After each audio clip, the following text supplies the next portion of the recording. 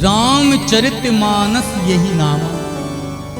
गोस्वामी तुलसीदास जी महाराज ने इस रामचरित्र का बड़ा ही सुंदर नामकरण संस्कार किया। मनुष्य के मन को विश्राम देने वाली, मनुष्य के मन को आराम देने वाली रघुनाथ जी की जो ये गौरव गाथा है, इस गौरव गाथा को गोस्वामी तुलसीदास जी महाराज ने रामायण न समझा ना रामायण माना। गोस्वामी तुलसीदास जी महाराज कहते हैं ये तो रामचरितमानस है। ये रामचरितमानस यदि मनुष्य के मानस में प्रतिष्ठित हो जाए तो उसका भी चरित्र भगवान श्री राम के जैसा हो सकता है। भगवान श्री राम की मर्यादाओं को यदि जीवन में लाना है, भगवान श्री राम के आदर्शों को यदि अपने जीवन में लाना है तो आप श्री रामचरितमानस में प्रवेश करो। ये रामचरितमानस मनुष्य के मानव मन को विश्राम देने वाली ऐसी श्री रामचरितमानस।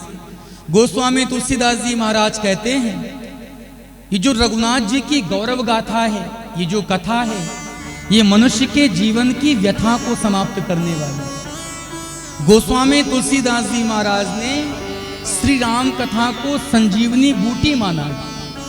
जिस प्रकार संजीवनी बूटी से जीव के जीवन में अभयत्व की स्थापना होती है, जीव निर्भय हो जाता है, जीव अमर हो जाता है, ठीक उसी प्रकार भगवान श्री राम की ये जो कथा है ये जीव के जीवन की व्यथा को समाप्त करने वाली मूरी है।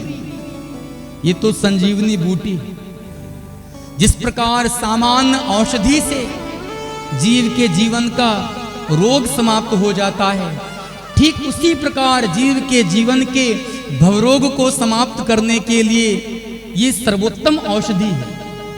संस्कृति मूल संजीवन मूरी, राम कथा गा वहीं श्रुति सूरी। सत्य ही है, जीव के जीवन की व्यथा को यदि कोई समाप्त कर सकता है तो वो है भगवान की कथा। ये कथा ही जीव के ताप को और जीव के संताप को समाप्त करने वाली।